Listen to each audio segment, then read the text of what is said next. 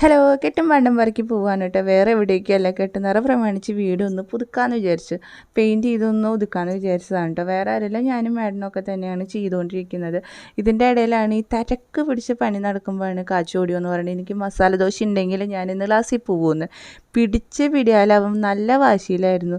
എന്ത് ചെയ്യാനായിട്ട് അപ്പം തന്നെ ഇതേ മസാല ദോശയ്ക്കുള്ള പരിപാടിയൊക്കെ സെറ്റാക്കി കൊടുക്കാണ് കേട്ടോ. ആദ്യം തന്നെ ഇഡ്ഡലി ഉണ്ടാക്കിയതാണ്. അത് പറ്റില്ല, ദോശ തന്നെ വേണമെന്ന് പറഞ്ഞു. അവന് വേറെ ഒന്നും കൊണ്ടല്ല, പെയിൻറ്റിൽ കളിക്കാനുള്ളൊരു ത്വര കൊണ്ടാണ്.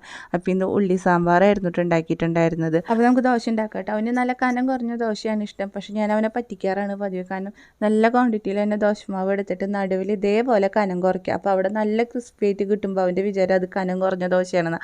അത്യാവശ്യം ദോശയൊക്കെ വയറ്റിൽ ചെല്ലും ചെയ്യുമല്ലോ. അപ്പോൾ ഇതൊക്കെ ഒരു പൊടിക്കൈകളാണ്. അപ്പോൾ ദോശയൊക്കെ ഉണ്ടാക്കി അവൻ്റെ പ്ലേറ്റിലേക്ക്, അതായത് അവന് കൊണ്ടുപോകാനുള്ള ബോക്സിലേക്ക് ആക്കി കൊടുക്കാനായിട്ട്. അപ്പോൾ ഇന്നത്തെ വിശേഷം ഇത്രയുള്ള വീഡിയോ ഇഷ്ടമാവുന്നുണ്ടെങ്കിൽ സബ്സ്ക്രൈബ് ചെയ്യാൻ മറക്കരുത് കേട്ടോ.